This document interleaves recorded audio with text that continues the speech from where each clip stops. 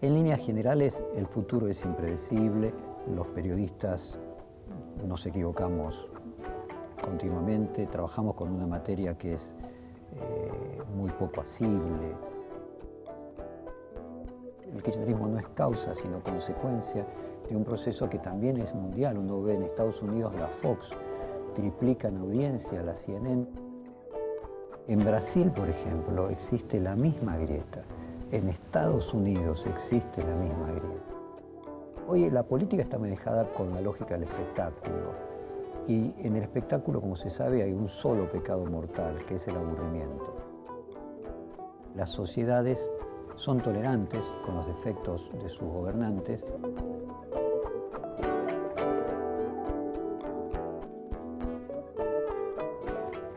Hola, bienvenidos. Gracias por acompañarnos. En la clase de hoy, si la sabemos aprovechar, vamos a tener oportunidad de conocer quiénes fuimos en la era K, a propósito del libro de Jorge Fontevecchia, y también en el doble rol de Jorge como empresario periodista y como periodista también, vamos a poder entender qué nos pasó en estos años y cómo evoluciona el periodismo en el futuro. Jorge, gracias por acompañarnos. Gracias. Y eso de entender es una aspiración excesiva. Es la clase. Tratar de preguntarnos. Bueno, el propósito de la clase, que así se llama, es por eso también.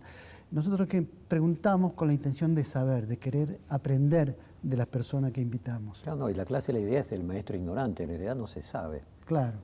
Vamos a dudar juntos. Vamos a dudar juntos, es una buena regla para este programa. ¿Quiénes fuimos en la era K? Políticos, jueces, empresarios, periodistas y sociedad. Y empecemos por el título. Cuando titulaste este libro, ¿quiénes fuimos? ¿Te referías a vos, a toda la sociedad, a nosotros o a determinada clase? No, me parece que incluye a todos, pero hay grados de responsabilidad distintos entre la dirigencia y la audiencia. Por ejemplo, si vamos al tema de los medios, quienes fuimos nos hace reflexionar a cada uno. En líneas generales lo que vos ves es que la sociedad, no solamente la Argentina, tiende a crear chivos expiatorios, echarle la culpa, eximirse de culpa y pasar al nuevo ciclo, olvidándose del anterior. Y me parece que una buena síntesis sería ver que, bueno, que no fue casualidad, incluso que no fue magia, no fue casualidad todas las cosas malas que hoy emergen y que se ven y que gran parte de la sociedad por momentos hasta se escandaliza cuando fue realmente parte de eso que sucedió, o sea, no son casualidades. Entonces, ¿quiénes fuimos? Es una mirada autocrítica que trata de incluir a todos, salvando las responsabilidades de que no es lo mismo quien tiene un puesto dirigencial que quien simplemente es un ciudadano sin esa responsabilidad, ¿no? Jorge Fontevecchia, director de la editorial Perfil, de revistas las más importantes probablemente de la Argentina, en caso Noticias, ¿no? Las más leídas, las más discutidas, las más debatidas, las más controvertidas o caras. Desde ese lugar, ¿quién es Jorge Fontevecchia? Cuando vos te preguntás quiénes fuimos, la pregunta también es a vos. ¿Quién fui yo en todo esto? No, yo creo que el kirchnerismo nos puso una lupa a los periodistas. Y me parece, por ejemplo, que es esencial ver que hay una parte de su crítica que ha sido útil, que es que nos ha hecho ver, tomar conciencia de lo que podría ser una observación de segundo grado, no simplemente ver lo que observamos, sino observar las condiciones que tiene, los condicionamientos que tiene nuestra observación, o sea, tener una mirada de segundo grado. El periodismo lo ha puesto en una discusión respecto de cuál es su punto de vista. Yo creo que en este periodo lo que nosotros aportamos fue equilibrio, fuimos los primeros críticos y después fuimos los más mesurados críticos. Yo pienso que el periodismo tiene que ser contracíclico y creo que eso hicimos. Y este libro recoge lo que escribiste casi en más de 10 años, ¿no? Claro, los primeros 10 años del diario Perfil, que coinciden con la década, con la discusión del adjetivo que se le coloque a esa década. Pero bueno, no es solamente con el periodismo, sino también con la propia sociedad. Es decir, es innegable que Cristina Kirchner ganó con el 54% de los votos hace 4 años y Es decir, hay que reconocer que una gran parte de la sociedad se sintió satisfecha con lo mismo que hoy parece que hubiera sido fruto de extraños. Y si uno mira para atrás a la sociedad argentina, ve que esto se repite con cierta regularidad, es decir, que luego gobiernos que nos parecen, que nos escandalizan, contaron con un enorme apoyo de la mayoría de la sociedad. Entonces, yo pensé que reflexionar sobre eso es muy útil, es decir, ¿qué hicimos nosotros en eso? No como que un hecho aislado fuera de nosotros, una exterioricidad, sino que veamos que hay algo interior nuestro que nos lleva a repetir eso. Claro. Y lo que tiene de bueno quizás la recolección de textos escritos antes es que uno ya no puede volver atrás a corregirlos. Y al releerlos uno dice, lo que yo pensaba, cómo se fue correspondiendo con la realidad y cuál es la evolución que tuvo eso. Cuando vos haces esa revisión crítica de tus propios textos, cuando vos dices, lo que yo escribí hace 10 años, ¿qué impresión te causa ahora? Bueno, eso es una selección, yo diría, positivista, porque obviamente aquellas cosas que quedaron desactualizadas no se tomaron aquellas en las que tiene cierto valor presente. En líneas generales, el futuro es impredecible, los periodistas nos equivocamos continuamente, trabajamos con una materia que es muy poco asible. En líneas generales siempre estamos escribiendo sobre lo que el sujeto noticioso no quiere que se escriba, entonces en líneas generales estamos siempre en una tarea muy poco facilitadora de llegar a la verdad. Y más allá de eso, ningún analista, aún los que cuentan con más tiempo, tiene la capacidad de prever el futuro, siempre nos sorprende. Pero podríamos decir que hay distintos métodos. El del periodismo, en la medida que use fundamentos, es más epistémico. El horóscopo es otra forma de predecir el futuro. Entonces, lo que nosotros decimos es, nosotros no podemos garantizar que nuestro análisis sea la clave para tirar una línea del pasado hacia el futuro. Lo que podemos decir es que el método que utilizamos es el más racional que cuenta el ser humano, sabiendo las limitaciones que tiene, pues son tantas las variantes que se pueden dar que los pronósticos siempre tienen una cuota grande de error. Uh-huh.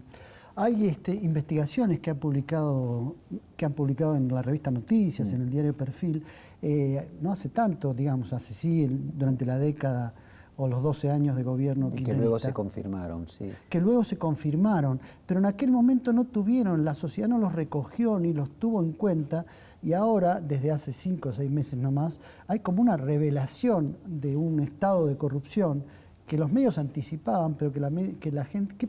¿Cuál fue la desconexión que hubo entre la noticia y sus consecuencias? No, yo creo que a eso me refería con quienes fuimos. Los casos que están saliendo ahora, todos tienen, ahora y en los últimos 3 años, digamos, coloquemos el programa de la Nata como un punto de inflexión, todo eso ya había sido publicado 4, 5, 6, 7 años antes. O sea, Lázaro Báez, el testaferro de Kirchner, lo publicamos como tapa en la revista Noticias en el año 2006. 2006, hace 10 años. 10 años. Con una foto, recuerdo que estaba él parado al lado de Néstor Kirchner, los dos de perfil conversando. Sí, que es la única foto en la que casi aparecen juntos. Otro ejemplo, el caso de Nisman, de un colega nuestro. Pepe Liachev denuncia el pacto con Irán 4 años antes de que Nisman haga algo.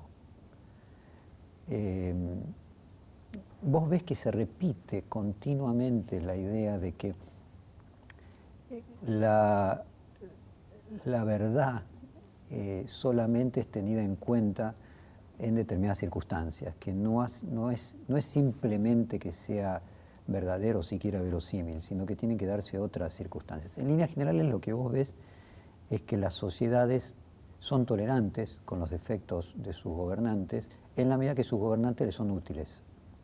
Y el día que dejan de serle útiles, hacen le pasan la cuenta por todo lo que fueron tolerando en el pasado. Entonces, en el momento que pasan a tener significancia, no es en el momento que se producen los hechos o que se toma conocimiento de los hechos, sino en los cuales eso pasa a ser útil para sacar a esta gente que está gobernando y que venga otra.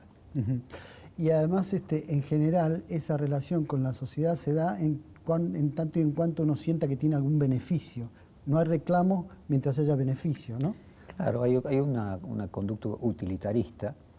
Entonces yo creo que el aporte que podría hacer el periodismo es tratar de educar o de ayudar a desarrollar una mayor conciencia en la opinión pública de que es importante prestarle atención a tiempo a los problemas, porque cosecha y siembra no van juntas, entonces las consecuencias se perciben en el futuro, y en el momento que se perciben puede ser que esa especie de ciclotimia condene a ser como Sísifo, a estar siempre levantando la piedra y volviéndola a levantar, porque en realidad estamos reaccionando siempre en el momento de la consecuencia y siendo absolutamente tolerantes con el que viene.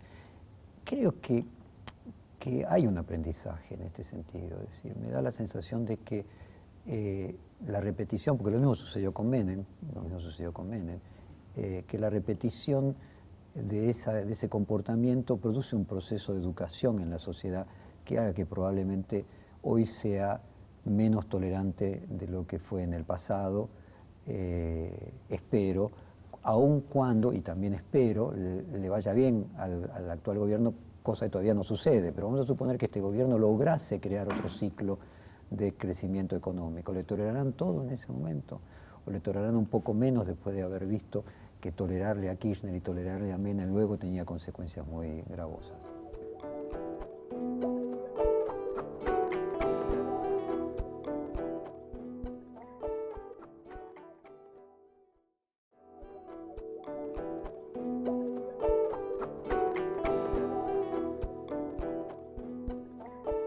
Jorge, entre las reacciones inesperadas también tenemos la reacción de la justicia en estos últimos meses.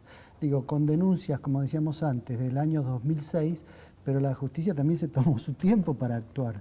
¿Cuál es tu impresión? ¿Es la general, la de que todos tenemos que la justicia actúa según quien esté en el poder? Obviamente, pero es parte del mismo ecosistema, ¿no? O sea, si la justicia actúa en función del reclamo de la sociedad, y la sociedad recién reclama ahora o en los últimos años, hay que verlo como parte del mismo sistema, ¿no? O sea, podríamos decir que en realidad el subdesarrollo es la volatilidad, el subdesarrollo es ser ciclotímicos, es irnos de un extremo al otro. O sea que el proceso de aprendizaje sería poder ser más ponderados al mismo tiempo para no necesitar luego irse al otro extremo. Yo pensaba que quizás de lo que nos tenemos que apropiar más que de capital, de medios de producción, de cualquier bien material para conseguir el desarrollo, de lo primero que nos tenemos que apropiar es de la inteligencia, de poder nosotros discernir para no repetir continuamente esto de irnos de un extremo al otro y hacer las cosas en el momento que corresponden, porque hacerlas a posteriori pueden hasta ser un entretenimiento que no dejen nada, que incluso anestesian.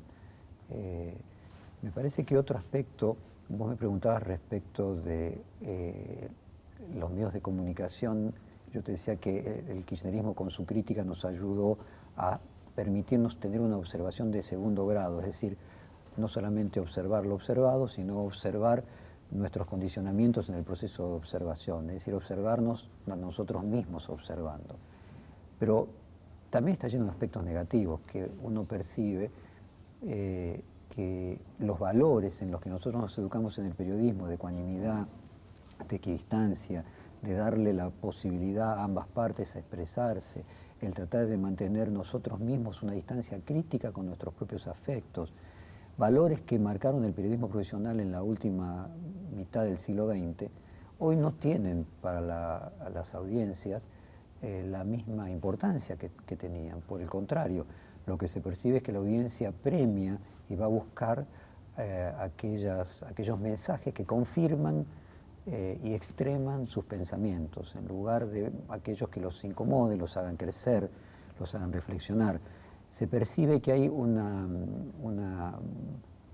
manera extrema de ejercer el periodismo, porque la audiencia, más ahora con el rating minuto a minuto, lo que hace es que se ve que el rating sube cuando la gente se insulta, cuando la gente grita. Me parece que, por ejemplo, que el nombre de programas exitosos de la política como Intratables o como Animales Sueltos refleja ya desde la denominación una manera de ver la política, ¿no? Y de plantearse el tipo de forma de construir una conversación, que en lugar de intratables tendrían que ser tratables.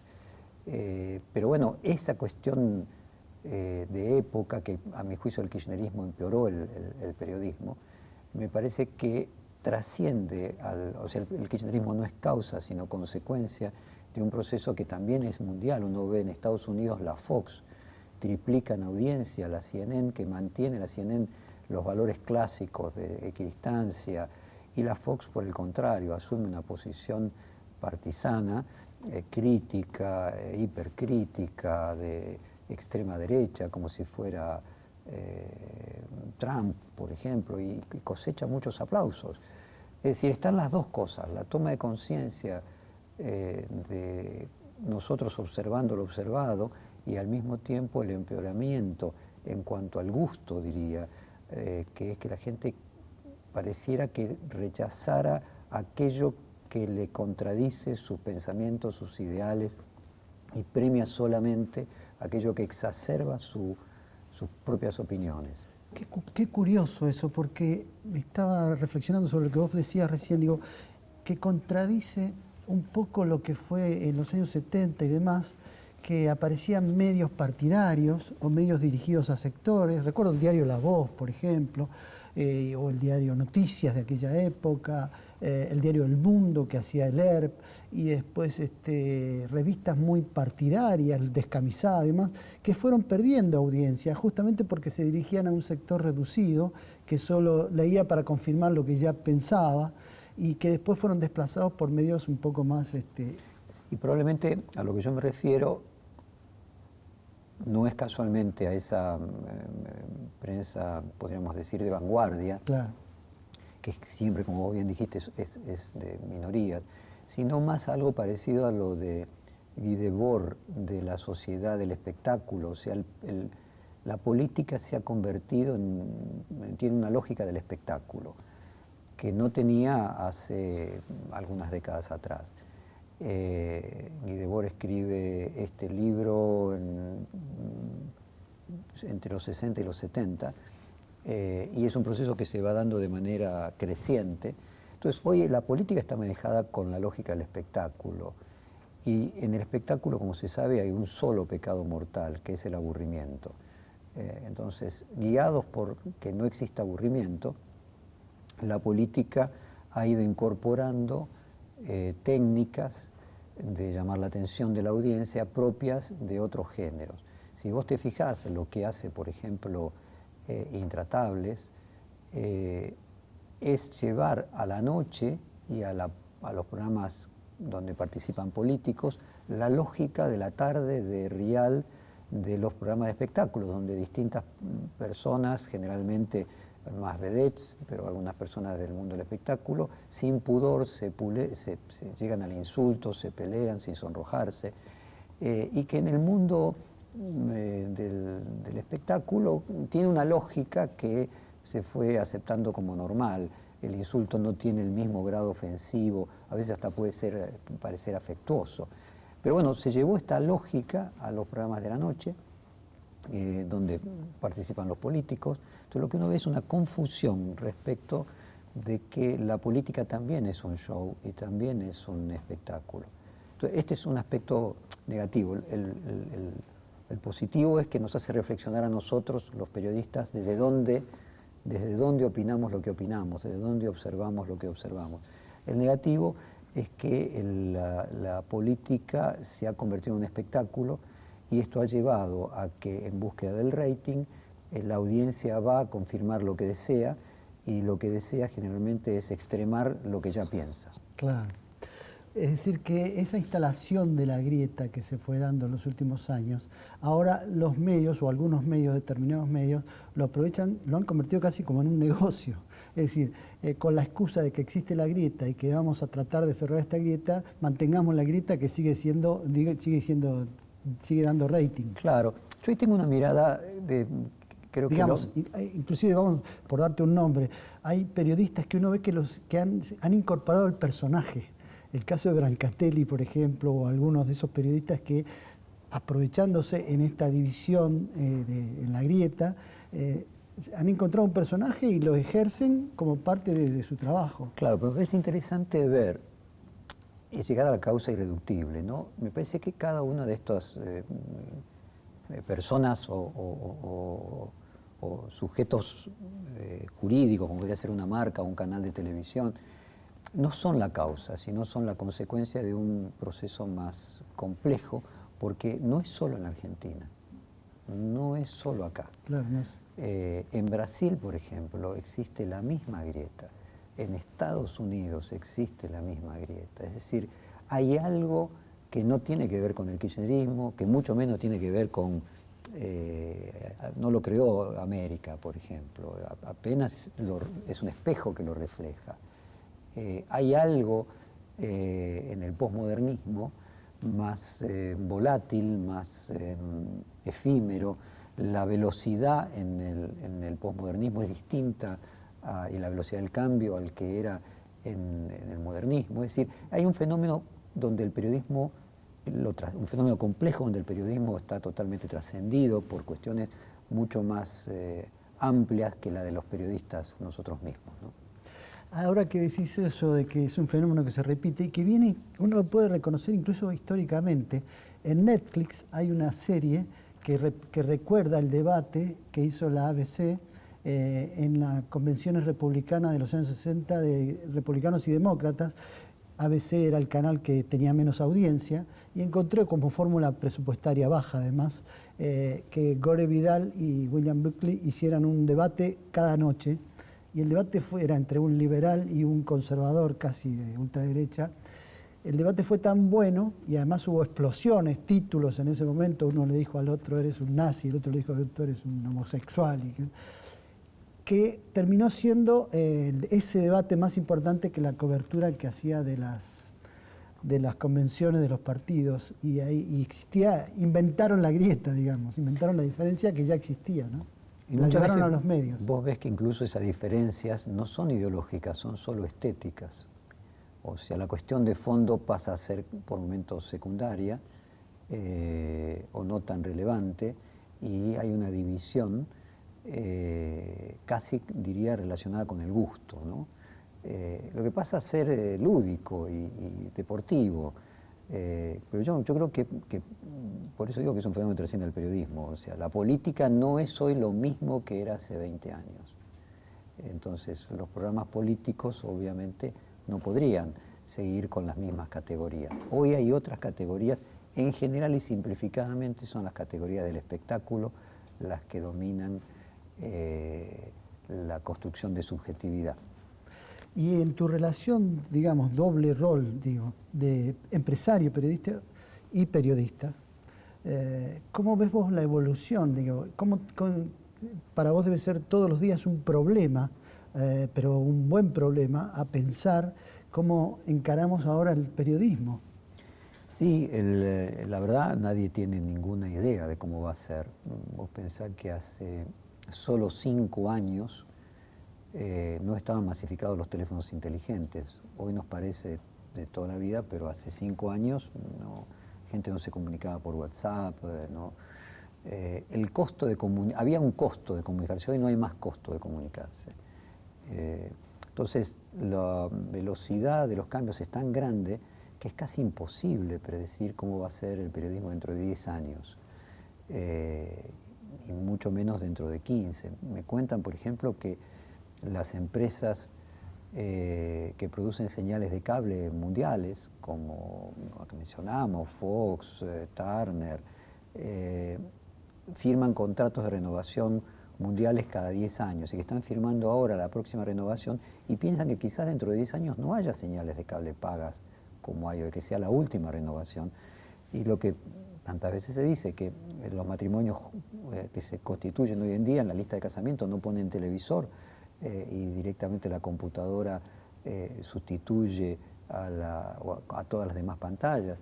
Es decir, realmente es imposible predecir cómo va a ser los medios de comunicación en el futuro. No cabe ninguna duda que va a haber siempre la necesidad de que haya interpretantes, que haya constructores de subjetividad, que haya personas que traten de poner en orden y significar esto que pasa, por qué pasa y qué puede pasar en función de lo que pasa hacia adelante.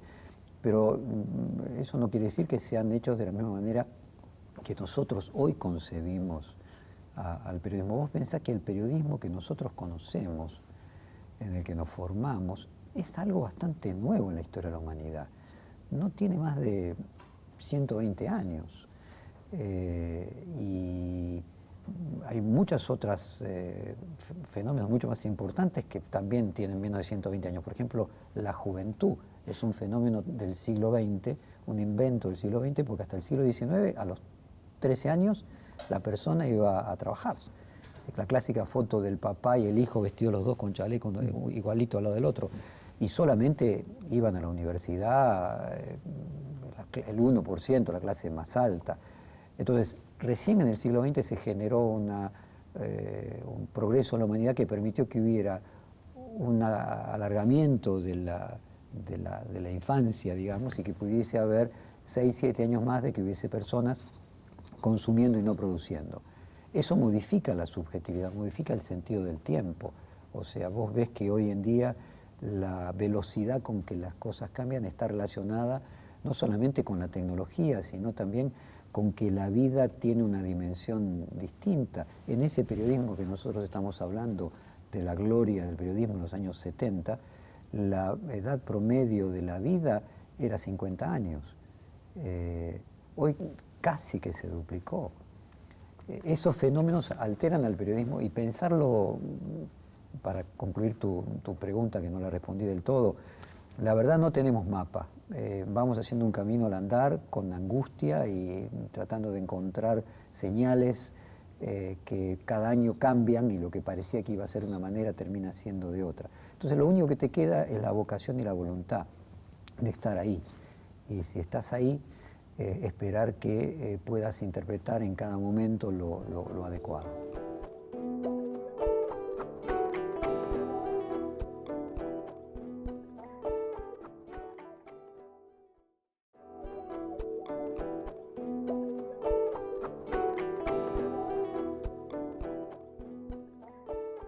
Jorge, me permito hacer un recorrido por tu vida profesional, porque vos no sos una persona de tener mucha aparición en entrevistas y demás, y quiero aprovechar la oportunidad. Hay una historia tuya que está vinculada con los años 70, sufriste un secuestro, fuiste perseguido, digo, poca gente sabe cómo fue eso, cuándo y por qué fue eso. Yo estuve detenido en el Olimpo en 1979 y después puesto a disposición del Poder Ejecutivo. ¿Cuántos días estuviste ahí? 10 días. 10 días. Tuve mucha suerte. ¿Dónde te secuestraron? Saliendo de la editorial, un grupo de tareas dependientes del primer cuerpo de ejército, que estaba Suárez Mason al frente, 6 de enero de 1979, ya era el final del proceso de desaparición de personas, porque el Olimpo era el último campo de concentración que quedaba del ejército, todos los demás habían sido desarmados y de hecho al Olimpo llevaron a todas las personas que quedaban en los demás. ¿El Olimpo quedaba en...? Ramón Falcón en Flores. En Flores. Era un viejo garage de la Policía Federal. Policía Federal, sí. Es una manzana completa. Y te decía, yo tuve suerte porque ya era el final, venía la comisión de la OEA a hacer una investigación sobre la base de denuncias. Entonces, como estaba llegando, como ya se había hecho voz populi en todo el mundo de que desaparecían personas en la Argentina, bueno, ya había presión internacional Ya había habido un cambio de gobierno de Estados Unidos, había asumido Carter, había presiones de Estados Unidos respecto del tema de derechos humanos, que obviamente Estados Unidos los hacía con interés porque también le servía para perseguir a la ex Unión Soviética con la misma cuestión. Por eso el veto a todas las cuestiones de derechos humanos en las Naciones Unidas, Argentina votaba junto con Cuba y con la Unión Soviética. Pero bueno, se daban circunstancias donde ya era el fin de un proceso que no podían seguir tapando. De hecho, el Olimpo se cerró en marzo. Yo estuve en enero y se cerró en marzo. Entonces tuve suerte porque era el final de un momento. Justo Jacobo Timerman estaba detenido ya a disposición del Poder Ejecutivo, había presiones de todo tipo. La Corte Suprema de Justicia había pedido que se le diera la libertad. Entonces, cuando a mí me secuestran... ¿En tu caso fue por alguna publicación? En mi caso una suma de cosas, pero ese día yo había ido a la Embajada de Cuba porque se cumplían 20 años de la Revolución Cubana y yo quería hacer un reportaje a Fidel Castro. Y esa noche desaparecí. Te decía que el día que yo desaparecí, en este contexto donde ya el tema de los derechos humanos era mucho más consciente, tanto internamente como en el exterior, el Buenos Aires Herald, y en ese momento Bob Cox lo dirigía, publica mi desaparición. Al publicarla el Buenos Aires Herald, la levantan las agencias internacionales y salen Associated Press y UPI. Al salir en Associated Press y UPI, se publica en muchos diarios de Estados Unidos y obliga a que los diarios de la Argentina lo tengan que publicar. Entonces, creo que se creó un contexto en el cual era otro escándalo más que se sumaba al de Timerman. Entonces decía, tuve suerte y a los 10 días tomaron la decisión de liberarme. Pero bueno, después tuve otro episodio similar, ya cuando el gobierno militar estaba en decadencia después de la Guerra de Malvinas. ¿Sufriste interrogatorios durante esos 10 días? Sí, claro, y violencia y de todo tipo, sí, claro, que te dejan lo suficientemente asustado por muchos años. Durante muchos años yo no podía ir en un auto que no manejase, necesitaba estar mirando siempre el espejo retrovisor. Cuestiones lógicas. Sí, sí. Cuando ¿Revisaste eso después? ¿Hiciste alguna terapia especial o algo? Siempre hice terapia, sigo haciendo terapia, pero recuerdo que había prometido, yo siempre me definí como una persona agnóstica y sin embargo cuando estuve ahí me tuve un momento de, no sé, de necesidad de creer y prometí que si salía con vida iba a dejar el periodismo. Prometía dejar el periodismo. Dejar el periodismo. Dejar el periodismo. Ibas a abandonar algo que te constituye. Era lo que yo pensé que podía en ese momento ofrecer, esos momentos que uno tiene una regresión infantil, para ser sinceros, cuando está frente a la vida y la muerte. Y después,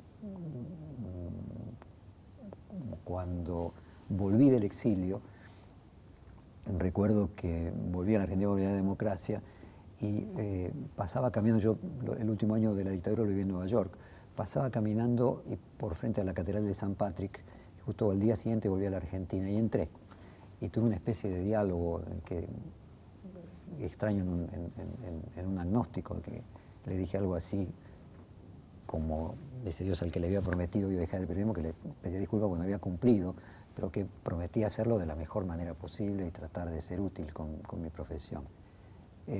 Eso fue cuando me pusieron a disposición del Poder Ejecutivo después de la Guerra de Malvinas, acusado de espía inglés. Esa era la acusación, traición a la patria, porque nosotros publicamos notas donde se contaba que Argentina iba a perder la guerra en el medio de la guerra. Claro, porque son dos episodios. Digo, después del secuestro, tuviste otro que te fueron a buscar a la editorial. Claro, sí, me fueron a detener a la editorial. Yo entro y yo ya había tenido un episodio porque Alfonsín había venido a tratar de convencerme, amigos de la editorial. Nosotros publicamos la primera tapa Astiz, en una época en la que la tapa era de la revista La Semana, en una época en la que no se podía publicar ninguna crítica a nadie que no fueran los comandantes. No sé si vos recordás que los diarios y la justicia, que luego fue la teoría de la obediencia debida, llegaba hasta los comandantes. Nunca antes había salido una foto de Astiz, una cara de Astiz, y nosotros publicamos una etapa de Astiz, y como cuando estábamos haciendo la nota y estábamos decididos a publicarlo, nuestra redacción lo sabía y había muchos amigos en común con Alfonsín, le pidieron a Alfonsín de que me viniera a convencer de que no la publicara. Y me acuerdo la frase de Alfonsín, me dijo: hijo, no publique eso, lo necesitamos vivo para la democracia. Y lo publicamos igual, y Alfonsín tenía razón. 2 días después clausuraron la revista y poco tiempo después me pusieron en posición del Poder Ejecutivo. Estamos hablando ya del año 80... Fines del 82. Fines del 82. Cuando clausuran la revista La Semana, que era la predecesora de Noticias. Entonces ya había, digamos, una conciencia de que estábamos por recibir un palo. Entonces cuando yo entro a la editorial, ahí en la recepción una persona, estaba vestido de traje, me dice: soy el comisario tal, de Coordinación Federal, necesito hablar con usted. Y yo con una actitud, no sé dónde saqué, le dije: ¿cómo no? Espéreme que ya lo atiendo y lo hago pasar. Y entré. Y el tipo se quedó medio frío, pero bueno, suponía que si yo entraba estaba, no iba a correr ningún riesgo de no poderme llevar preso. Y salí por otra puerta de costado, que daba un baño, que bajaba a la puerta de servicio, llevaba al garage, y un amigo me llevó en el baúl del auto y para ver qué era. Y bueno, después me enteré a las horas de que estaba toda la editorial rodeada, de que habían hecho un operativo, no dejaron salir a nadie de la editorial, hasta como 8 horas después, ya de madrugada, pensando que yo estaba escondido en algún lado, y pude asilarme en una embajada, y luego... ¿En la embajada de...? Tenía que ser una embajada que claramente haya apoyado a la Argentina durante la Guerra de Malvinas, fue la embajada de Venezuela. En aquella época Venezuela era el único país de Sudamérica que se había mantenido sin dictaduras militares, era una verdadera democracia, y me recibieron con enorme generosidad.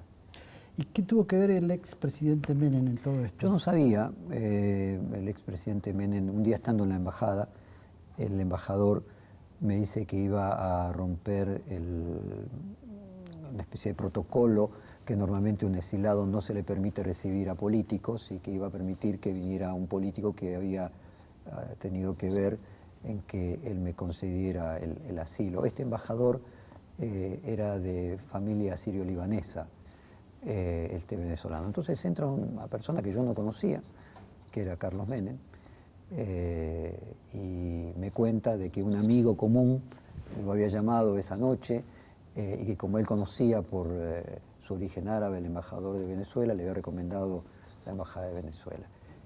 Y me parece que la historia, para que cierre, pues yo le agradecí.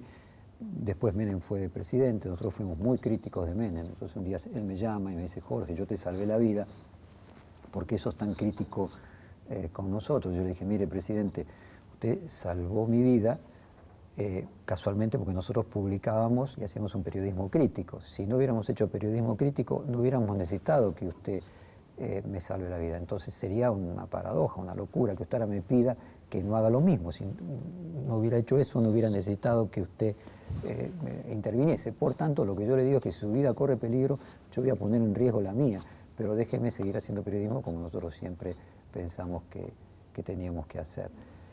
Y no sé si me entendió, pero bueno, no le quedó mucha alternativa. No, claro.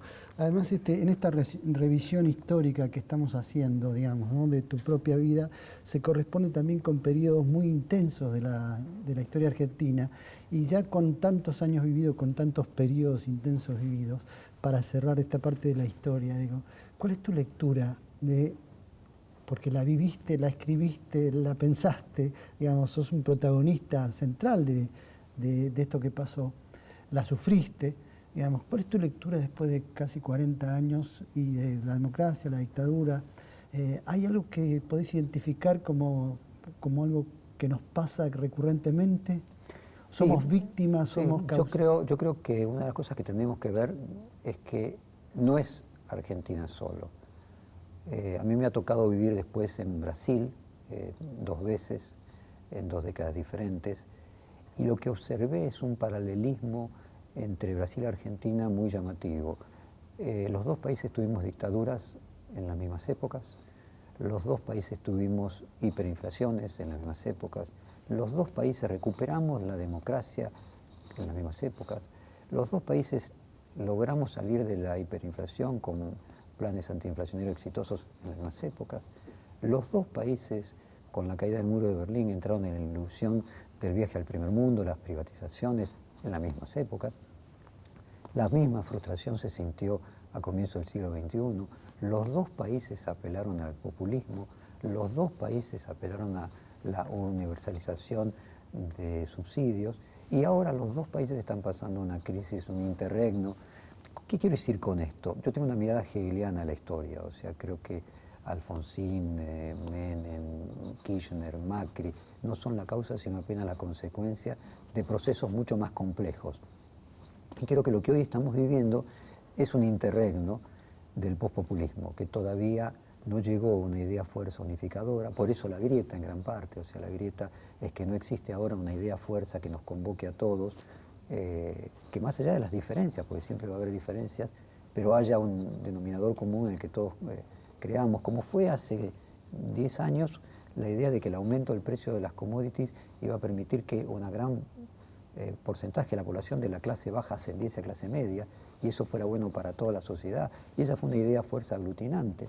Bueno, no existe todavía hoy esta idea fuerza aglutinante. Lo que me deja de enseñanza a lo largo de todos estos años es que los procesos sociales son complejos, impredecibles, trascienden a un solo país, mucho más trascienden a un grupo político y la sociedad va construyendo, va avanzando, si vos querés, espiralmente, en especie de ciclos, donde parece que vuelve a repetir, pero en realidad no repite exactamente, sino produce una síntesis. Por eso decía hegeliano, una mirada de que se produce una síntesis, podríamos de una manera muy simplificada, entre Estado y mercado, en distintas proporciones, y se va, espero yo, ascendiendo hacia una sociedad mejor.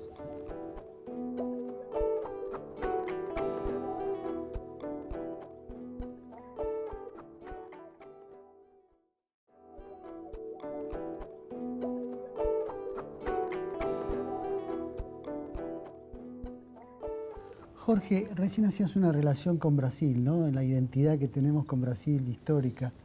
Pero Brasil en este momento está como un paso más adelantado o un paso más atrasado que nosotros, porque Brasil está en un proceso político casi de juicio político a la presidenta Dilma Rousseff, que se está por decidir y resolver y que quizás termine antes con su mandato, y nosotros estamos comenzando un periodo de 5 meses con un nuevo gobierno que además se propone como la consigna principal de su mandato el cambiemos, es decir, por primera vez aparece explícita una opción que dice tratemos de ser diferente de lo que venimos de ser de estos ciclos repetidos, ¿no? Mira, a veces yo llevo 20 años de relación muy estrecha con Brasil y a veces me hacía acordar aquel libro de Plutarco de vidas paralelas de Grecia y Roma entre San Pablo y Buenos Aires. Lo que lleva a lo que respondería a tu pregunta es que no se dan de manera continua en los mismos planos que un país esté delante del otro. A veces es la Argentina la que hace de vanguardia, a veces es Brasil el que hace de vanguardia, y a veces una parte del país está más adelantada y otra más atrasada. O sea, en este momento no cabe ninguna duda de que Brasil está políticamente más atrasado que Argentina, porque nosotros ya tuvimos elecciones y ya hubo un cambio de gobierno. Y Brasil todavía no encuentra la manera de resolver, más allá de que pueda haber elecciones, de que pueda haber un cambio de presidente, no quiere decir que pueda haber elecciones. Y si hubiera elecciones, hay elecciones municipales en octubre y se especula, aunque con pocas posibilidades, de que se utilice eso para un adelantamiento de las elecciones presidenciales, habrá que ver qué es lo que sale de esas elecciones. O sea, Argentina está en términos electorales y políticos delante de Brasil, pero en términos judiciales estamos detrás de Brasil. O sea, Brasil viene realizando su manipulite desde hace más de 2 años y la Argentina está comenzando ahora. No, y además un proceso de manos limpias en Brasil que involucró a los empresarios, que acá todavía es impensado, y no solo a pequeños empresarios, sino a los más grandes empresarios, ¿no? Políticos, empresarios. Por eso te digo de que Brasil está adelantado de Argentina en determinados aspectos. Otro aspecto en el que Brasil está adelantado, por ejemplo, y que tiene que ver con por lo que se la juzga a Dilma en el impeachment, es el tema de la responsabilidad fiscal. O sea, en Brasil, imprimir dinero como se imprime en la Argentina es algo impensado. Es decir, no se financia el déficit con inflación. O sea, te podría decir que en términos económicos Brasil también está más adelantado que la Argentina. Entonces, cada uno de los países, como es compleja, las sociedades tienen muchos factores, tienen por momentos factores más adelantados que otros. Pero en líneas generales lo que vos ves es que la relación entre Brasil y Argentina tiene una sinergia y una interdependencia que yo creo que tiene que ver con la geopolítica. Me da la sensación de que el Atlántico es un área cultural, política, geográfica distinta del Pacífico, esencialmente porque los demás países sudamericanos tienen una población con un componente muy importante de pueblos originarios, mientras que los del Atlántico son todos inmigrantes, o 90% inmigrantes. Considero a los descendientes de los inmigrantes africanos, aunque fueran inmigrantes involuntarios, también inmigrantes. Entonces creo que hay una realidad geopolítica atlántica y otra pacífica que siempre fue más pro-norteamericana, más conservadora, menos democrática, y que Brasil y Argentina siempre han compartido. A pesar de que tenemos lenguas diferentes, somos más parecidos nosotros de lo que puede ser un argentino o un país del Pacífico. Con relación al Manipulite del que hablábamos, y este es un proceso que ha explotado acá, ¿cuáles son las consecuencias? ¿Hasta dónde crees que puede llegar? Y si las expectativas que se están creando, la expectativa que tiene la sociedad, va a ser satisfecha finalmente, porque todo indica que los juicios por corrupción, solo el 3% llega a juicio, y además de ese 3%, cuando se condena, pasaron 15 o 20 años desde el momento, o sea que estaríamos resolviendo el caso Lázaro Báez probablemente en el 2020 o en el 2022. Hechos que se produjeron además en el 2003, 2004, 2005. Claro, con lo cual pasaron 20 años. 20 años, sí. No, para serte sincero, yo creo que la justicia argentina atrasa en muchos aspectos. Atrasa. Atrasa. Me parece que hay un problema estructural en el sentido de que no es contracíclica, es procíclica, o sea, actúa en función de la demanda de la sociedad del momento. Entonces, creo que la cuestión de fondo para que la justicia juegue un papel de profilaxis es también que actúe en el momento correcto, que una justicia 20 años después, como siempre se dice, no es justicia, no cumple su papel. Yo creo que la justicia brasileña, por diversos motivos, entre ellos porque en Brasil el Poder Ejecutivo y el Poder Central no tiene el poder que tiene en la Argentina, porque es un país de 11 millones de kilómetros cuadrados, o sea, es un país continental, o sea, tiene el territorio del tamaño de Estados Unidos. Entonces, hay una autonomía que tienen los distintos estados que no se tiene en la Argentina. Aquí Comodoro Pi concentra todo. El juez que está llevando adelante la parte más importante de la lucha contra la corrupción no es ni de San Pablo, ni de Río, ni de Brasilia, sino del sur de Brasil. O sea, sería como que un juez, para colocarlo de alguna manera, no sé, de Santa Fe, una zona rica, pero no de la capital federal, estuviera llevando lo que pasa en Comodoro Pi, pasase en Santa Fe. Esa distribución del poder por una geografía mayor, de manera más atomizada, crea posibilidades de avanzar de una manera distinta que cuando está centralizada y a un grupo pequeño de jueces federales se los puede influir de otra manera. Y por último, la pregunta sería, así como se dice en las películas que uno ve, sobre todo las americanas, hay un sueño americano, ¿cuál crees vos que podría ser el sueño argentino? No, yo soy muy optimista con la Argentina en mediano plazo, con la Argentina, con Sudamérica. Lo que uno ve en el mundo es que el crecimiento de los países en vía de desarrollo es siempre superior al de los países desarrollados y que hay lo que llaman los economistas un efecto de acople, que probablemente en el año 2050 el Producto Bruto Per cápita de todas las personas del mundo va a ser muy parecido, porque en la época de la Revolución Industrial, un avance tecnológico que pasase de un país desarrollado a un país en vía de desarrollo, a veces eran 50 años, 80 años, 100 años. Hoy en 2 o 3 años se produce ese efecto disruptor que tiene la tecnología. Si nosotros hacemos las cosas bien, en lugar de que sea en el 2050, podrá ser en el 2025. Esa es la diferencia. Por eso soy muy optimista con el futuro de nuestros hijos. Jorge, te agradecemos mucho por tus textos, por saber quiénes fuimos en la era K y esperamos por los próximos para saber quiénes fuimos en la era M. Muchas gracias a vos. Gracias por tu trabajo.